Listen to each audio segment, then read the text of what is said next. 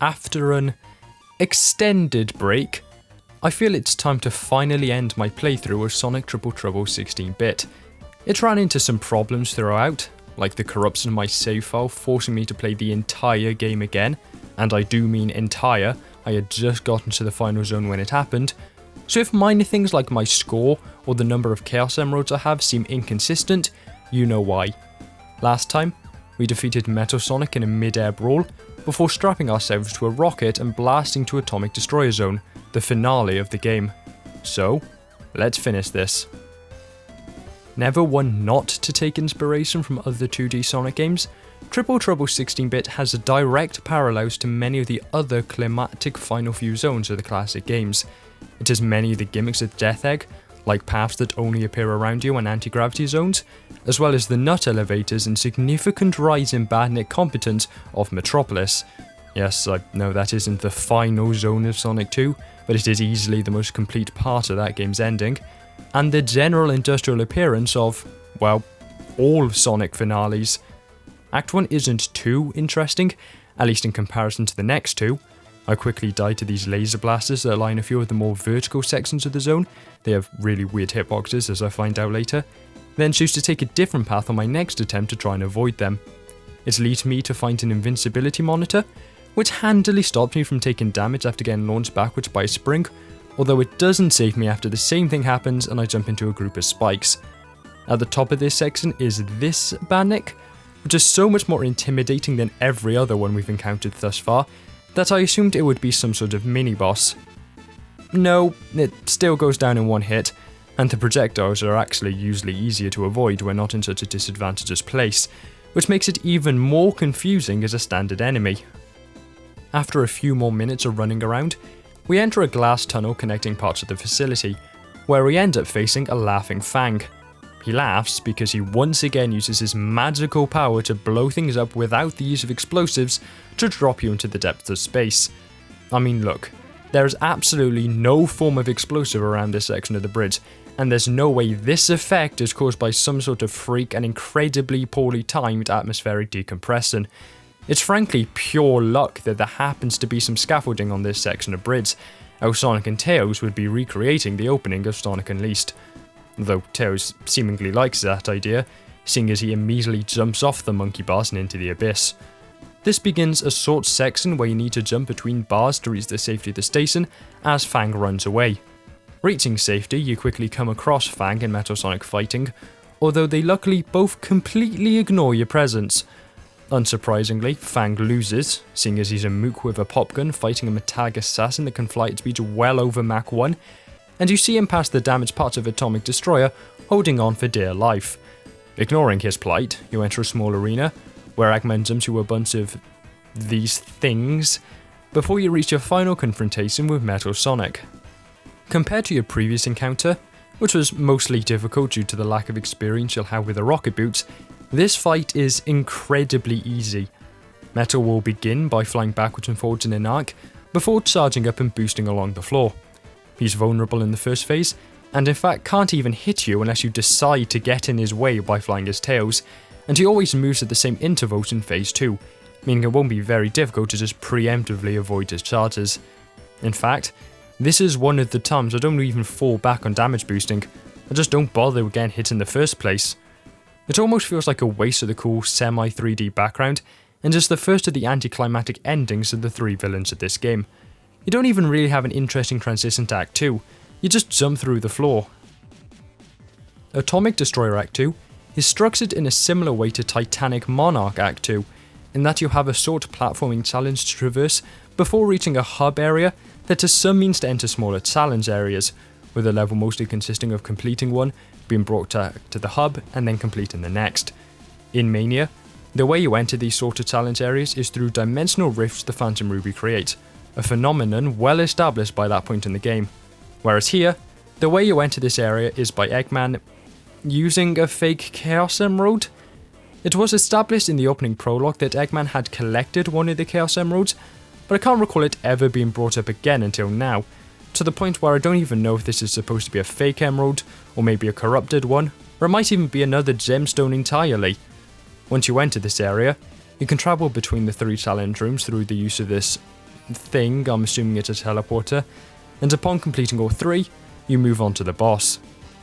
Area 1 is all about avoiding buzzsaw blades, which appear in a host of different ways.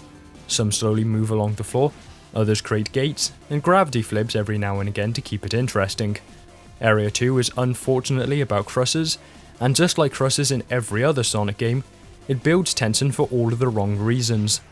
Crushes in 2D Sonic games have a bit of a reputation for never feeling quite right, especially horizontal ones, which can crush you just for being too near to their ends when they touch a wall, without actually being where it appears the danger is. That actually happens to me at one point, and it just never feels good. Area 3 is actually the easiest of the 3, centering on these boxes that occasionally fire off lasers. You can pretty easily avoid these, and unlike the other 2 areas, it's usually more the auxiliary threats, like these laser blasters in some areas, which are more likely to affect you. Having these challenge areas, each focusing entirely on one central gimmick, is a good idea, but I feel in execution the areas are each a little too long, especially when you have to replay all 3 multiple times after getting multiple game overs from hazards in the Act boss. The Act boss starts off a little weird, as you pass these impressive semi-2D corridors before finding yourself on an elevator. The boss then doesn't actually appear immediately, and instead you first have to deal with a bevy of different obstacles. It marks the return of these heavy ROBOTNIK things, which stand on platforms and shoot you. You have to jump to avoid the shots, as well as obviously move side to side to avoid getting crushed by the platforms. After a few rounds of this, the actual boss appears, a yellow, shielded version of the standard enemy. Instead of laser barrages, it flies overhead and drops bombs on you, which release shockwaves you need to jump over. Phase 1 is actually really easy, as you'd have to be lobotomized to be hit by one of these bombs, and the shockwaves travel slowly enough that jumping over them is simply a matter of even realizing they're there. Phase 2 is where the fight picks up, as the boss destroys the 2 end platforms and puts you up for another round of running back and forth before you fight him again. This time, it's straight from one end of the arena to the other, firing laser shots. This is actually harder than it looks, as you can't really avoid the lasers once fired, they reach you too quickly, so you need to know where to step to avoid the attacks altogether. More importantly, this phase removes the single biggest weapon in your arsenal, damage boosting.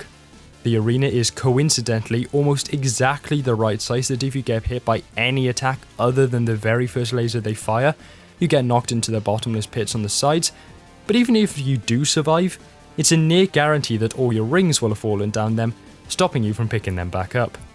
But if you can avoid that final attack, the boss only takes a few more hits before being destroyed, whereupon it drops the fake and or corrupted Chaos Emerald, which FANG promptly steals.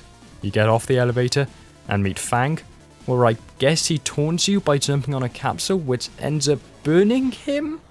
It isn't very clear, and he just runs away after getting burnt, so I assume this would probably be different if you had every Chaos Emerald. But this begins the final act of the game, Atomic Destroyer Act 3. Surprisingly, Act 3 isn't one final epic battle against Eggman, but rather 4 smaller skirmishes in what amounts to a boss rush. The level begins with 3 rings, and you better not do what I did and immediately run to the first boss, because this is all you're getting for the first 3 fights. Boss 1 is ridiculous and genuinely confused me when it first appeared, as it's the kind of thing you'd expect for the first boss of your game. Eggman appears in some sort of bouncing spring machine, and promptly jumps around. He has no extra attacks. He can only damage you by landing on top of you, and even then, if you're jumping at the time, the hitbox is small enough that you can usually pass through him into safety. The only danger he poses is that he essentially jump scares you from the side of the screen, so if you hold forward after beginning the act, he'll probably get a good hit in. Boss 2 is a little more interesting, with 2 different phases, even if the difference between them ends up mostly being aesthetical. Eggman appears again in some sort of flying pod with a flamethrower on the bottom. Just make sure you don't end up beneath him for anything other than running to his other side, then attack him from the side and you should be fine. After the first phase ends, he drops the flamethrower module, which goes as a shockwave you need to avoid, and replaces it with a stun gun module instead. It may look different, but all that really changes is that you need to move slightly further to the side when he attacks, so if you stick to the same strategy as before, he still doesn't pose a threat. Defeat him again, and he once again drops the module to create another shockwave, then runs to his final line of defense. This is it, the ending to this game. What incredible cinematic mech suit will Eggman turn up in? Could it be the Death Egg robot? The game takes a lot of inspiration from Sonic 3 and Knuckles. What about the giant Eggman Robo? Oh, it's basically just the Sonic 1 final boss. Right. Yeah, it isn't the flashiest final boss. And to be honest, if you know what you're doing, it's probably easier than the Sonic 1 version. Essentially, imagine the Sonic 1 final boss, but without the crosses, which immediately makes it easier. To damage Eggman, you instead have to hit him while he circles the arena, avoiding the plasma blast that occasionally rain down. Hit him a couple of times, and he'll begin to electrify the room. Now, this did throw me the first time I saw it, and it actually killed me a few times, but I think what you need to do is attack Eggman. He just sits there, and I think my brain must have shut down because for the first 2 to 3 attempts, I didn't think to try and attack him. I don't know whether you need to deal enough damage to kill him, or just hit him once to stop the attack, but it didn't matter anyway because I got stuck behind him and defeated him in the span of about a second by bouncing between him and the wall. You then chase Eggman in the now infamous fashion, and I fully expected this to transition into the true final boss, which I dreaded due to having lost all my rings. But no, you, rather anticlimactically, chase Eggman down, destroy the floating platform he presumably wanted to escape on to drop him into a pit, collect the Chaos Emerald he stole at the beginning, which further confuses what the black one he was using actually was, before freeing Knuckles from captivity and flying together into the sunset. Roll credits. I'll be honest, Atomic Destroyer is a pretty weak finale, with anticlimactic endings to all 3 of the antagonists of the game. Maybe it'd be different if I collected every Chaos Emerald, but as it is, the most exciting thing that happens is that you unlock Knuckles as a new playable character, with his own story. So comment below if you want to see me play through that campaign as well. I now have 2 games to review, between this and Sonic GT, and you can expect to hear a more in-depth analysis of this beyond it's really good and very impressive when it drops. As for now, congratulations to Noah N. Copeland for directing and designing such a polished game, as well as to the various artists and musicians who contributed, as the sprites and music are the 2 highlights of the experience. But for now, thank you for watching, and ciao.